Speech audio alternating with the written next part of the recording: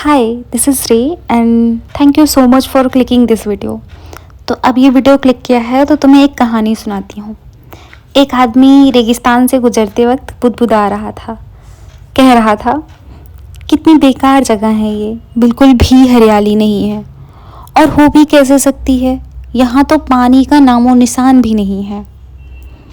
तो तपती रेत में वो जैसे जैसे आगे बढ़ रहा था, उसका गुस्सा भी बढ़ता जा रहा था। अंत में वो आसमान की तरफ देखकर झल्लाते हुए बोला, क्या भगवान, आप यहाँ पानी क्यों नहीं देते? अगर यहाँ पानी होता तो कोई भी यहाँ पेड़ पौधे उगा सकता था और तब ये जगह भी कितनी खूबसूरत बन जाती। ऐसा बोलकर वह आसमान की तरफ देखता ही रहा, मानो वो भगवान के उत्तर की प्रतीक्षा कर रहा था। तभी एक चमत्कार होता है। नज़र झुकाते ही उसके सामने एक कुआं नजर आता है। वैसे तो वह इस इलाके में बरसों से आ जा रहा था, पर आज तक उसे वहाँ कोई कुआं नहीं दिखा था। वह आश्चर्य में पड़ गया और दौड़कर कुएं के पास गया। कुआं लबालब पानी से भरा था। उसने एक बार फिर आसमान की तरफ देखा और पानी के लिए धन्यवाद करने की बजाय बोला, पानी तो ठीक है, लेकिन इसे निकालने के लिए कोई उपाय भी तो होना चाहिए। उसका ऐसा कहना था कि उसे कुएं के बगल में पड़ी रस्सी और बाल्टी दिख गई। एक बार फिर उसे अपनी आंखों पर यकीन नहीं हुआ। वह कुछ घबराहट के साथ आसमान की ओर देखा और बोला, लेकिन मैं ये पानी ढूंढूंगा कैसे? तभी उसे महसूस हुआ कि उसे पीछे से कोई छू रहा है। पलटकर देखा तो एक ऊंट उसके पीछे खड़ा था। अब वह आदमी भी एकदम घबरा जाता है। उसे लगता है कि कहीं वो रेगिस्तान की हरियाली लाने के काम में न फंस जाए, और इस बार वो आसमान की तरफ देखे बिना तेज कदमों से आगे बढ़ने लगता है। अभी उसने 2-4 कदम ही बढ़ाया था कि उड़ता हुआ एक पेपर का टुकड़ा उससे आकर चिपक जाता है। उस टुकड़े पर लिखा होता है, मैंने तुम्हें पानी दिया, बाल्टी और रस्सी दी, पानी ढोने का साधन भी दिया। अब तुम्हारे पास हर वो एक चीज़ है जो तुम्हें रेगिस्तान को हरा भरा बनाने के लिए चाहिए। अब सब कुछ तुम्हारे हाथ में है। आदमी एक क्षण के लिए ठहरा, पर अगले ही पल वह आगे बढ़ गया और रेगिस्तान कभी भी हरा भरा नहीं बन पाया। तो ये कहानी सुनाने का मतलब क्या था? मैंने कहानी क्यों सुनाई? मैं अब अपनी लाइफ कहानियों की तरफ तो शिफ्ट नहीं कर रही हूँ, तो कहानी सुनाया क्यों? ऑफ कोर्स तुम लोग मेरा ब्लॉग देखते हो तो मेरी रिस्पॉन्सिबिलिटी है कि मैं तुम्हें ड्रामा ना दिखा के कुछ काम की बात बताऊँ। तो इस कहानी का मतलब ये था, या फिर यूँ कह ले कि इस कहानी का सारांश ये था कि कई बार हम चीज़ों को अपने मन मुताबिक ना होने पर दूसरों को दोष देते हैं।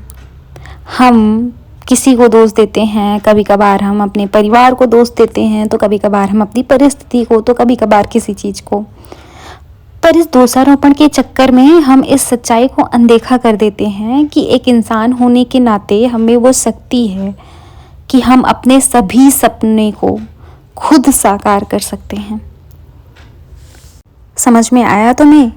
और ये जो तुम्हारे स्ट्रगल से इधर उधर चल रहे हैं, तुम्हारे मन में जो जो विचार ये चल रहे हैं, ये भी तुम्हारे आदमी होने की ही निशानी है। तुम सोचो, तुम एक बार इमेजिन करो खुद को कि एक गाय होते, जैसे कि मेरे घर पे भी गाय है।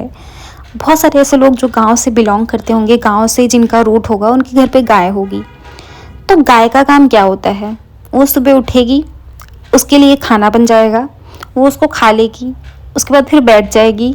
फिर वो पागुर उसको बोलते हैं, मतलब वो ऐसे अपना मुंह डुला डुला के वो जो खाई रहती है उसको पचाती है।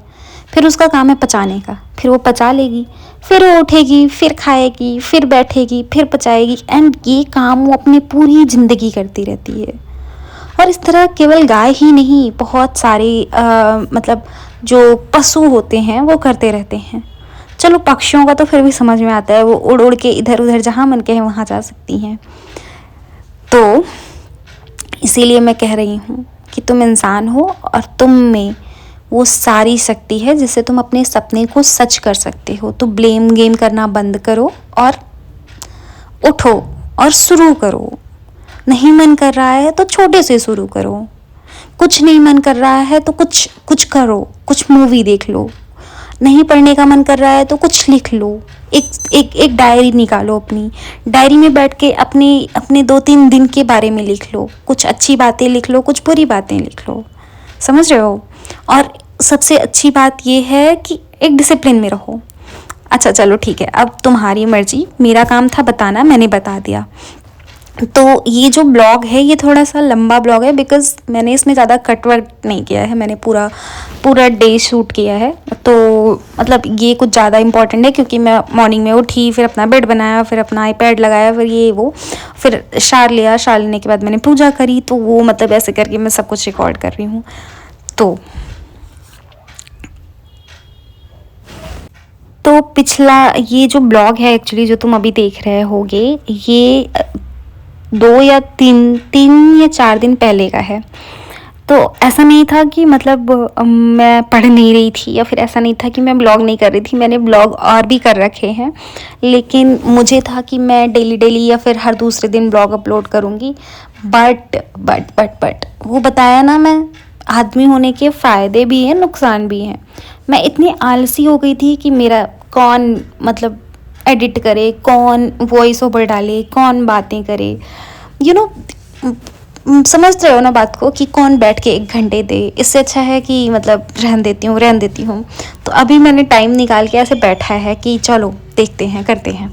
तो मैं देख रही हूँ कि मैंने अपना जो पढ़ने का स्थान है वो भी बहुत ऐसे कोजी कोजी सा विंटर वाला बना रखा है ना, कि विंटर सीजन आ गया है।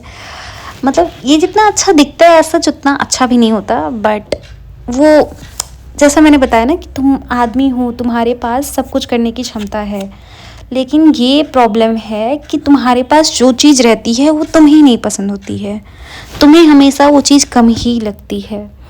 तो उसी तरीके से मैं अभी ये ब्लॉग एडिट कर रही हूँ तो देख रही हूँ कि ये सब कितना सुंदर लग रहा है। बट जब मैं वो सब करती रहती हूँ तो वो बहुत नॉर्मल एक जो डेली रूटीन होता है वही लगता है। तो ये च्यवनप्राश मेरे पास, तुम बिलीव नहीं करोगे, पिछले 1 साल से है। और मैं मतलब कभी कभार जब मुझे याद आता है कि अच्छा ये रखा है, मुश्किल से मैं इसको 10 बार खाई होंगी।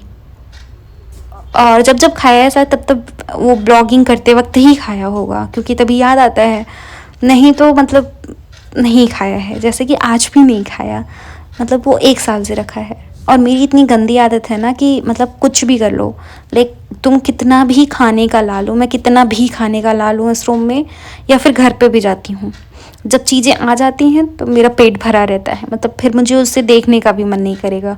और जब चीज़ें नहीं रहती हैं तब मुझे खाने का मन करता है, लेकिन जब मैं लेके आती हूँ तो वो सड़ जाता है, ख़राब हो जाता है, लेकिन खाने का मन नहीं करता। ऐसी बुरी आदतें भी है। तो अभी 5:17 हो रहे हैं और ये है मेरी वो नोट्स जिसमें मैंने कुछ चुटपुट पॉइंट लिख रखे हैं। और ऐसे कभी कभार कुछ आइडियाज़ आ जाता है, कुछ ग्रेटिट्यूड नोट्स लिखना होता है तो भी मैं इसमें लिखती हूँ। और तुम लोग भी सुनो, मेरी बात मानो, एक जर्नल करना खुद का शुरू करो। एक डायरी लो, 2025 में एक प्लेज लो कि तुम एक डायरी लोगे और उसमें लिखोगे। एक ना वो जो मुगल्स के बारे में पढ़ाया जाता है, I think Babar is the one जिन्होंने इंडिया में ये जो जर्नलिंग वाला सिस्टम होता है ना वो लेके आए थे। बाबर के पहले हम ऐसा बोला जाता है कि जो मुगल्स थे उन्होंने जो हिस्ट्री लिखी है वो सही लिखी है, क्योंकि इंडिया में ऐसा मतलब भारत में पिछले मुग़ल के पहले ऐसा लिखने वाला वो नहीं था ज़्यादा कि अपने बारे में लिखो। तो बाबर का कहना ये था कि अगर हम अपने बारे में इंसान होकर भी हम अपने बारे में नहीं लिखते हैं तो फिर हमारे इंसान होने का कोई मतलब नहीं है। इसी चक्कर में उन्होंने बाबर नामा मतलब अपनी ही आप बीती या फिर अपनी ही आत्मकथा लिखी थी। तो बाबर नामा में उन्होंने शायद अपने डेली रूटीन के बारे में लिखा था, I don't know daily routine की अपने बारे में लिखा था, बट वो डेली जर्नलिंग करते थे।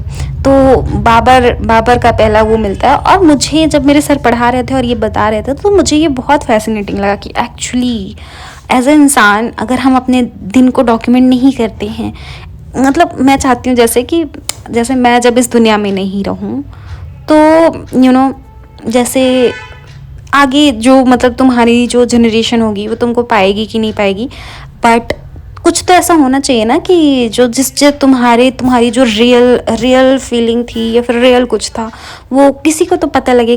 कभी कोई तुम्हारी डायरी वायरी पढ़े तो, तुम्हारा जर्नल पढ़े तो तो मैंने भी ये काम शुरू किया। इवन मैंने एक पेज भी बनाया है इंस्टाग्राम पे, मैं कहानी हो करके।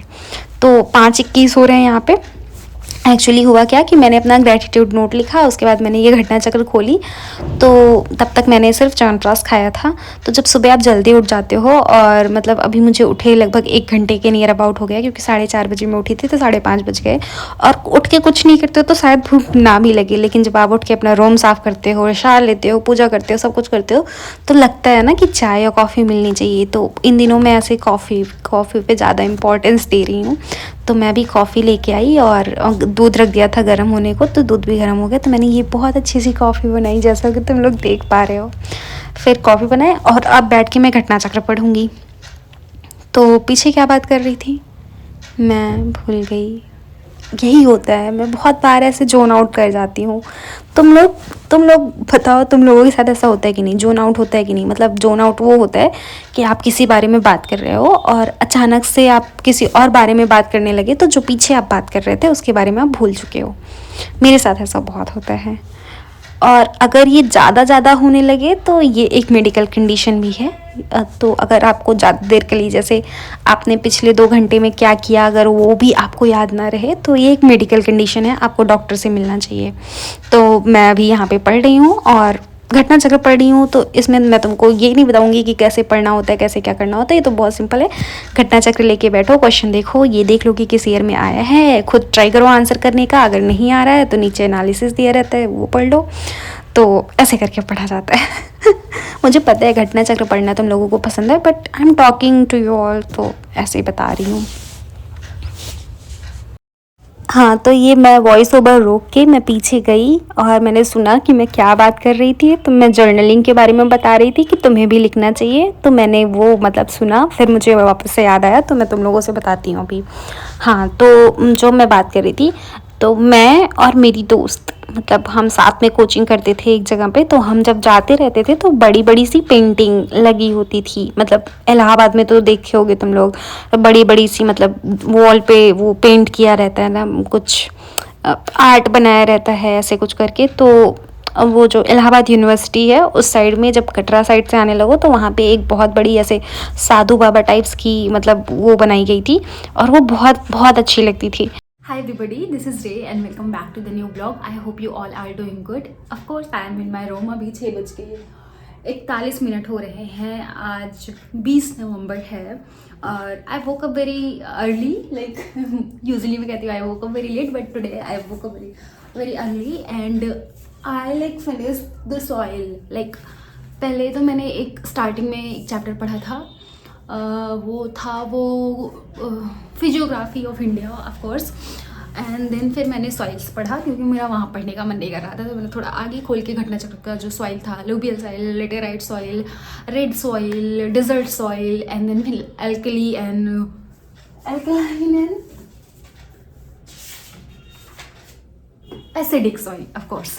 ओके, तो फिर मैंने ये सब पढ़ा। तो आज का जो ब्लॉग है वो पूरा देखना। आज के जो ब्लॉग में मैं बहुत ज़्यादा इम्पॉर्टेंट बात करना चाहती हूँ, जो कि मेरे दिमाग में चल रहा था। तो make sure to watch the blog पूरा। और ओके, तो तुम लोगों से कुछ बात करना चाहती हूँ। वैसे मेरे पास ये स्टिकर है, ये चार्ट पेपर है, मुझे ये लगाना है। तो ये मेरी फेवरेट वेब सीरीज़ से है, that is big bang theory of course. मैं उसको मतलब पूरा का पूरा जो सीज़न है वो ख़त्म की थी। सिर्फ जब मैं खाना खाती थी तब मैं देखती थी, बिकॉज़ जब आप पढ़ते रहते हो तो मतलब इतना टाइम नहीं रहता कि अलग से टाइम दे के ये सब सारी चीज़ें करो। बट एक ऐसा टाइम बना लो कि जब आप खाना खा रहे हो तो कुछ ऐसा इंटरेस्टिंग सा देखो। तो मुझे मतलब मैंने खाना खाते खाते वो मेरी बहुत अच्छी मेमोरी भी बन गई कि मैं जब खाना खाती थी तब मैं वो देखती थी। एपिसोड्स भी उतने ही होते हैं, लाइक 20 मिनट का, 15 मिनट का एक एपिसोड होता है। तो बहुत मज़ा आती है, बहुत कुछ उसमें सीखने को भी मिलता है ऑफकोर्स। तो मैंने देख के ख़त्म किया था, लेकिन मुझे चाहिए था तो मिल नहीं रहा था मुझे। वो जो एकदम लास्ट वाला सीन है जिसपे ये 5 जन एक सोफे पे बैठे रहते हैं और एपिसोड ख़त्म होता है, मुझे वो चाहिए था, बट वो मुझे मिल नहीं रहा था। बट ये दिखा तो मैंने सोचा चलो ठीक है यही ले लेते हैं। पर मैं इसको यहाँ लगा नहीं सकती, तो मैंने सोचा कि ये ही लगाती हूँ। तो मैं ये चल रही हूँ लगाने। इसी के साथ साथ मैं तुम लोगों से ये भी बात करना चाहती हूँ कि मैं बहुत सारे अपनी ज़िंदगी में बहुत सारे ऐसे यूपीएससी एस्पिरेंट से ही मिली हूँ। Basically I am a UPSC aspirant, तो most of the time I like जिनसे मिलती हूँ मोस्ट ऑफ द टाइम वो यूपीएससी एस्पिरेंट रहते हैं। तो मैं अगर बोलती हूँ उनको मैं किसी ऐसे से नहीं मिली हूँ, मतलब कि वो बहुत मैंने ऐसा यूपीएससी एस्पिरेंट नहीं देखा जो बहुत एक्साइटेड सा रहता हो। वो मतलब उसको मन हो कि उसको घूमने जाना है, फिर उसको कुछ करना है, या फिर उसको कुछ नई रेसिपी ट्राई करनी है, नया कुछ खाने को खाना है, या फिर उसको कुछ गेम खेलना है। मतलब आई डोंट रिमेंबर कि मैं ऐसे लोग से मिली भी हूँ कि नहीं। बस मैं एक इंसान से मिली हूँ जो कि वो गेमिंग बहुत ज़्यादा करता है, लेकिन वो ऑनलाइन गेम खेलता है। उसका मोटो है कि वो इतना टाइम तक पढ़ लेगा तो 1 घंटे 1.5 घंटे वो जो है अपना गेम जरूर खेलेगा। वो उसका कहना है कि वो बहुत खुश महसूस करता है, रिजुविनेट सा महसूस करता है। पर उसके अलावा मैं जितने लोगों से मिली हूँ वो बस या तो लाइब्रेरी से घर से लाइब्रेरी, या तो फिर घर पे ही रहते हैं। पर मुझे ऐसा नहीं दिखता कि जिनके अंदर वो देख के जैसे मिलो ना, वो सो एक्साइटेड। मैं ऐसे इंसान हूँ जैसे कि मैं अभी यूपीएससी की प्रिपरेशन कर रही हूँ, काफ़ी टाइम से कर रही हूँ। मेरा एग्ज़ाम नहीं निकला वो एक दूसरी बात है, बट मैं ऐसा चाहती हूँ कि मैं बहुत सारी चीज़ें ट्राई आउट करना चाहती हूँ। मैं जब कभी कभार मैं लिखती हूँ, मेरा एक पेज भी है इंस्टाग्राम पे, मैं कहानी हूँ करके, मैं उस पर लिखती हूँ अपनी बातें जो मैं फील करती हूँ वो मैं लिखती हूँ। तो जब मैं लिखती हूँ तो मेरा मन करता है कि मैं बहुत लिखूँ, मतलब बैठ के ऐसे लिखूँ और बहुत अच्छी राइटर बनूँ। जब मैं लिखती हूँ तो ये होता है। फिर कभी कभी मेरा मन करता है कि मैं बहुत अच्छी स्पोर्ट्स पर्सन बनूँ। जब नई चीज़ें सीखने की बात होती है, जैसे मेरा मन करता है मैं क्रॉशे करूँ और नई जगह घूमने जाऊँ, आर्किटेक्चर देखने जाऊँ। मतलब मैं बहुत कुछ करना चाहती हूँ, और मुझे लगता है इसके चक्कर में मैं थोड़ा सा परेशान भी ज़्यादा रहती हूँ कंपेरेटिवली उन लोगों से जिनसे मिली हूँ, कि जिनका कोई ऐसा बस पढ़ने के अलावा और कोई एम नहीं होता है, या फिर होता भी है तो वो बोलते हैं जब मेरा सिलेक्शन हो जाएगा तब मैं करूँगा या करूँगी। तो मेरा मानना बिल्कुल डिफरेंट है। मुझे लगता है कि जब आप यूपीएससी की तैयारी कर रहे हो वही आपकी ज़िंदगी का बहुत फॉर्मेटिव ईयर होता है। 22 most of the people 22-25 years के उसमें होते हैं, और उसमें सिर्फ पढ़ना ही अगर करते हैं, और जब सिलेक्शन भी नहीं होता तो बहुत बुरा हो जाता है। इसीलिए मेरा मानना है कि कुछ ना कुछ एक नई हॉबी भी डेवलप होनी चाहिए। अपने मन में ना हमेशा रखो कि मुझे ये करना है। लेकिन इससे तुम्हें परेशानियां भी होंगी कि लगेगा कि मतलब मैं कर नहीं पा रहा हूँ ये टाइप्स। लेकिन उससे तुम्हें मज़ा भी बहुत आएगी। मतलब एक जो जर्नी है ना वो बहुत इंजॉयबल हो जाएगी। जैसे मेरी हॉबीज़ है फोटो, मैं क्या नहीं करना चाहती। I want to be cinematographer, I want to be writer, I want to be sports person. मैं कुछ खेलना नहीं चाहती हूँ। मैं बैडमिंटन खेलती थी पहले जब छोटी थी, मतलब जब 12th वगैरह में थी तब खेलती थी। लेकिन ग्रेजुएशन के बाद यूपीएससी प्रेप इन सब में इतना बिजी हो गई कि नहीं कर पाई। बट फोटोग्राफी मेरी शौक है। मैं जहाँ घूमने जाना चाहती हूँ, मतलब नई जगह पे, और वहाँ पे फ़ोटोज़ क्लिक करना चाहती हूँ। स्काई फोटोग्राफी मेरा मतलब एक टाइप का ड्रीम टाइप का है। तो मैं बहुत कुछ करना चाहती हूँ अपनी ज़िंदगी में, और ये मेरे लिए थोड़ा बहुत परेशानियाँ भी लेके आती हैं, बट इट्स ओके। आप लोगों को भी ये बताने का ये मतलब था कि try out new thing, don't be just stuck in one thing, do it, do पढ़ाई, but try to do some side work also. समझे? चलो अब मैं इसको लगा लूँ, और फिर उसके बाद जो है कुछ भूख भी लग रही है तो कुछ खाने वाने को भी बनाती हूँ। अगर तुम्हें बात पॉइंट वाली लगी हो तो मुझे कमेंट करके बताना। हाँ,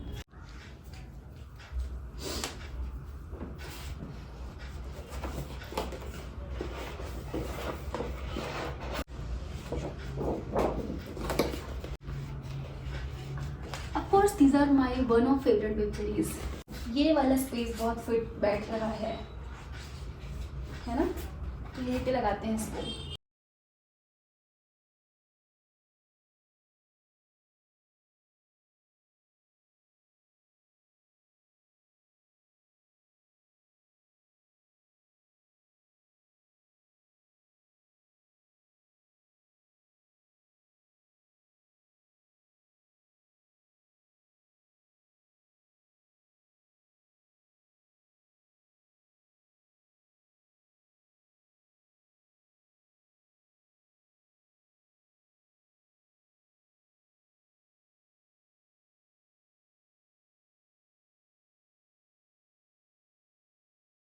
दिस इज़ अमरूद। तो कल मैंने इसको 10 रुपए का ख़रीदा था, नहीं कल नहीं परसों ख़रीदा था रात में, और मैंने सोचा तुरंत खा लूँ, लेकिन फिर सोचा जुकाम हो जाएगी, आई कांट टेक रिस्क, तो मैंने इसको फ्रिज में रख दिया था। फिर मैं कल खाने को भूल गई थी, फिर मैंने आज निकाल लिया है ताकि मैं इसको खा लूँ। तो अमरूद की बहुत बड़ी कहानी है। मैं और मेरी बहन हम साथ में ही मतलब स्कूल जाते थे। हम दोनों को ही अमरूद बहुत पसंद था, लेकिन हमारे घर अमरूद नहीं होता था। तो हम दोनों जब रास्ते से साइकिल से लौटते लगते थे तो अमरूद ख़रीदते थे और खाते थे। हमारे घर के ही पास में बहुत बड़ी अमरूद की बाग थी, तो वहाँ से ख़रीदते थे और खाते थे। फिर बचपन पूरा ऐसे ही बीता। बड़े होने के बाद अभी मेरे घर पे अमरूद के 5-6 पेड़ हैं, जो कि मेरी मम्मी ने ही लगाए थे, और उसमें इतना अमरूद होता है, इतना अमरूद होता है, बिलीव में पाँव पड़ने की जगह नहीं रहती है। और सारे बच्चे, मतलब अब घर पे कोई खाने वाला भी नहीं है, और जितने भी बच्चे होते हैं वो आते हैं, अगल बगल के जो छोटे छोटे बच्चे होते हैं, और अमरूद खाते हैं। तो पिछले साल मेरी बहन वही बात बोल रही थी कि हम लोग बचपन में कैसे अमरूद खाने के लिए मतलब पूरा साइकिल वाइकिल चला के रोक के अमरूद ख़रीद के खाते खाते आते थे, और जब बड़े हो गए अब खाने के लिए कोई है नहीं, तो घर पे इतना सारा अमरूद है।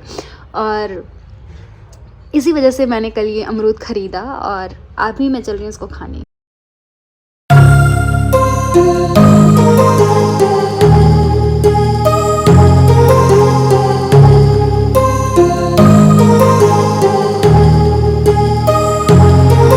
My heart rages around like an ocean in my head. Okay, so I thought कि मतलब मैं अच्छे से अपना हेयर कॉम्ब करती हूँ, और उसके बाद जो है वो चेंज करके ऊपर वाला आनू की हुडी ले आई थी उसको पहनती हूँ, और उसके बाद आराम से बैठ के कुछ देखूँगी और ये अमरूद खाऊंगी।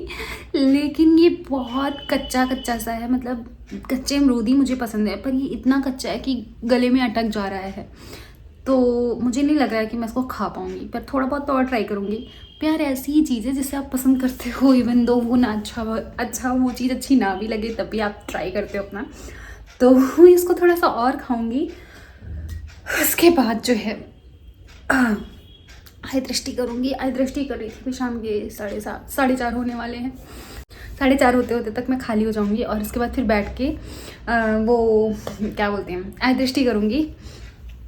और अभी मेरे बाल थोड़े से बड़े हो रहे हैं, मेरे बैंग्स भी बड़े हो गए हैं, मतलब इतने बड़े नहीं हुए, अंदर नहीं जा रहे हैं, बट फिर भी ये मतलब ऐसे हो जा रहा है काम भर का। वापस से पुराना हेयर स्टाइल हो गया मेरा।